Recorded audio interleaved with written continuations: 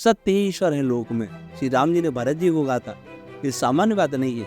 अगर दिन में कोई गिनने बैठे कि मैंने कितने झूठ बोले, और सारा झूठ सारे ब्रह्मांड को प्रभावित करना है। उनका कहना है कि ये कहीं ना कहीं वेदों में वर्णित है कि पशु बलि देंगे तो फलाने देवता खुश होंगे, वो आशीर्वाद देंगे।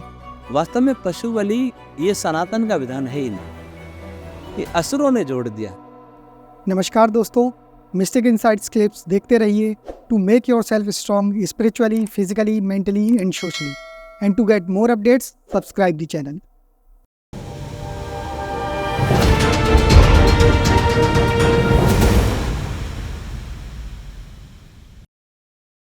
मतलब एक प्रकार से आपने जो बताया ना कि मनस्तत्व है, हाँ, जो इतने लोग हैं, इतने सबके अंदर अलग अलग विचार हैं, कुछ अच्छे कुछ बुरे। हाँ, तो जैसे कोई अगर बुरे विचार सोच रहा है या कोई अच्छे सोच रहा है, तो ये सबके विचार कहीं ना कहीं इफेक्ट कर रहे हैं वो मेन मनस्तत्व को और मेन ब्रह्मांड को, यूनिवर्स को। ये क्लाइमेट चेंज जो हो रहा है, मतलब एक प्रकार से वाइब्रेट कर रहे हैं, सब वाइब्रेट कर रहे हैं। तो इसीलिए बोला जाता है कि अच्छी चीजें सोचो, अच्छा समझो, अच्छा पढ़ो, अच्छा देखो, क्योंकि आप कहीं ना कहीं सिर्फ अपने आप को इफेक्ट नहीं कर रहे हो, आसपास के वातावरण को सबको इफेक्ट कर, इसलिए खराब। मैं झूठ बोलता हूँ मेरे लिए नहीं, सबके लिए हानिकारक। झूठ जो है ऐसे नहीं कह दिया, नहीं सत्यात परो धर्म नान्यतास्पातकम परम, इतना सामान्य नहीं कह दिया।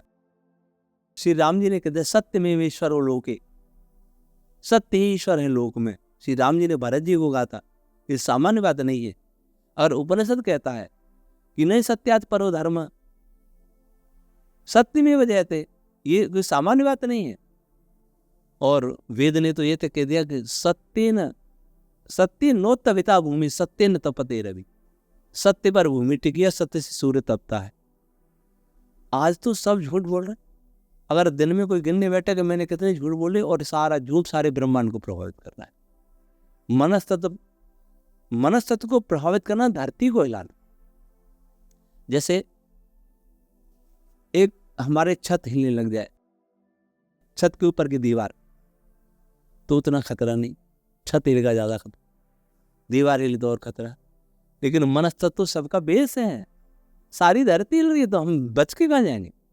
इसलिए कभी तूफान आएंगे तो भूकंप आएंगे, सुनामी आएंगी, गर्मी पड़ेगी, सर्दी पड़ेगी, ये सारा मनस्तत्व प्रदूषित है। और रेडिएशन से प्रदूषित आकाश तक, वायुमंडल का तो तीसरा नाम आता है, लेकिन दो का तो ध्यान ही नहीं। कितने सारे पशु मारे जा रहे हैं, मांसाहारी खा रहे हैं, बूचड़ खाने हैं, इनकी कितनी पैन वेव ब्रह्मांड में जा रही है, सूर्य को प्रभावित कर रही है। तो यज्ञ से वधु रहोगे अगर वो भावना के साथ करेंगे, और बाकी हिंसा रुकनी चाहिए। आपने जैसे पशु बलि की बात कही अभी कि मतलब कितने सारे हो रहे हैं, नहीं होने चाहिए, बलि नहीं बूचड़ खाने की बात कर रहा था। हाँ, जैसे आपने बूचड़ खाने की बात की या मांसाहार, बलि से मुझे मतलब बलि याद आई मुझे उस बात से कि पशु बलि दी जाती है बहुत सी जगह, ऐसी मान्यता है। इवन अपने सनातन में भी है, कहा जाता है। कुछ लोगों से पूछो कि क्यों दी जा रही है फलानी जगह पशु बलि, तो उनका कहना है कि ये कहीं ना कहीं वेदों में वर्णित है कि पशु बलि देंगे तो फलाने देवता खुश होंगे, वो आशीर्वाद देंगे। तो इस तरह कैसे समझा जाए। लेकिन वहीं दूसरी ओर ये भी कहा जाता है कि हर जीव के अंदर परम ब्रह्म है, हर जीव को मतलब उसी नज़र से देखो, मतलब करुणा प्रेम की नज़र से।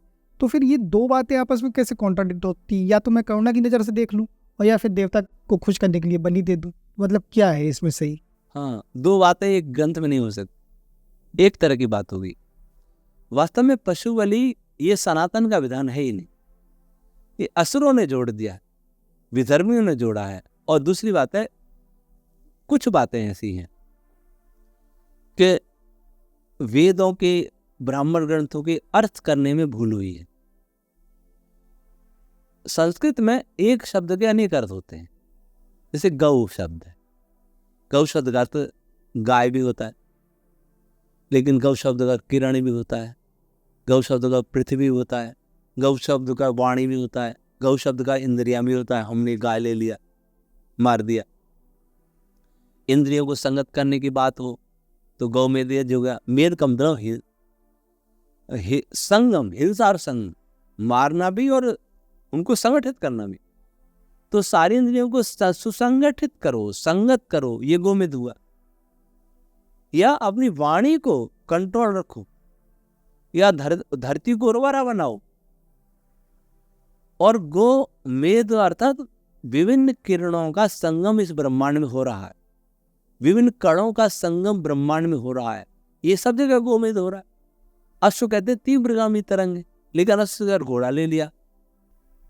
तो ये सब विनाश हुआ वेदों को और ब्राह्मण ग्रंथों को गलत समझने से। लेकिन कुछ जगह तो ये भी कहते हैं ना, ऐसा दिया है कि मतलब बलि चढ़ाओ, ये उस देवता को दे दो, तो वो किस पर्पस से था? ऐतरे ब्राह्मण में यही है। अच्छा, न उसमें ऐसा कोई विधान है कि इसकी बलि चढ़ाओ फिर ये मिलेगा। उसका अर्थ दूसरा ही है। उसका अर्थ यह है कि इस प्रकार की किरणें कई अगर संगत हो तो उसका परिणाम ये होगा। उसको हमने कह के दिया, इसको मार के बलि चढ़ाओ तो इसका परिणाम ये होगा। जैसे मान लीजिए किसी की बलि चढ़ा के इसका परिणाम होगा अन्न बढ़ेगा, अन्न मिलेगा। अन्न का अर्थ होता है संयोज्य पदार्थ। अन्न क्या होता है? हम खाते हैं, खाएंगे तो वो अदृश्य हो जाएगा, एब्जॉर्ब हो जाएगा हमारे अंदर। तो जो कण एब्जॉर्ब हो जाते हैं, जो कण किसी से मिल जाते हैं, वो अन्न कहलाते हैं। तो अन्न का अर्थ वो था, हमने ये ले लिया अन्न मिलेगा। और पशु का अर्थ, पशु का अर्थ सूर्य भी है। पशु का अर्थ जो कण है, विजिबल पार्टिकल्स है, वो भी पशु है। पशु का अर्थ छंद रश्मियां भी है, वेद मंत्र। पशु का अर्थ प्राण रश्मियां भी है। जहां जैसा प्रकरण हो वैसा अर्थ लेना चाहिए। सत्यार्थ प्रकाश में महर्षि दयानंद ने एक उदाहरण बहुत अच्छा दिया है कि सैंधव का अर्थ घोड़ा होता है और नमक होता है, दोनों अर्थ होते। अगर आप भोजन कर रहे हैं और अपने कर्मचारी को कहेंगे सैंधव ले आ, तो तब उसको देखेगा वो कर क्या रहे हैं। विशाल जी तिवारी क्या कर रहे हैं? भोजन कर रहे हैं तो नमक लाए। आपको बाहर जाना है तो घोड़ा लाएगा। ये प्रकरण देखना। तो एक शब्द कहने का अर्थ है। और हमने भाषा सीखी कहाँ से? हमने भाषा वेदों से सीखी। भाषा भी वेदों से सीखी, ज्ञान भी वेदों से आया। भाषा और ज्ञान दोनों की उत्पत्ति ईश्वर से है। हमने नाम वहां से रखे वेदों में से। भगवान मनु ने लिखा सर्वेषां सत्वनामानि कर्माणि च पृथक पृथक। सभी नाम हमने वेदों से लिए हैं। तो वेदों से नाम पहले वेदों में थे, संसार में बाद में आए। अब हम क्या करते? संसार के नामों को देख के वेद में वो नाम खोजते कि गाय है, गाय ये घूम रही है, इसका वर्णन वेद में होना चाहिए उल्टा। वहां से नाम लेकर के हमने इस पशु का नाम गाय रख दिया। जैसे रामायण में से मैं अपना नाम राम रख लूं, आपका नाम भरत रख दूं, फिर कहूं कि हमारे दोनों के लिए वाल्मीकि जी ने रामायण लिखी। उल्टा हुआ कि नहीं? सही। तो वेदों पर लौकिक अर्थ नहीं थोपने, वेदों से लौकिक अर्थ निकलते हैं। कई अर्थ निकलते हैं, फिर प्रकरण देखना है कौन सा प्रकरण हिसाब से अर्थ हुआ, तो सारे अर्थ गड़बड़ कर दी, इसलिए बहुत अनाचार हुआ।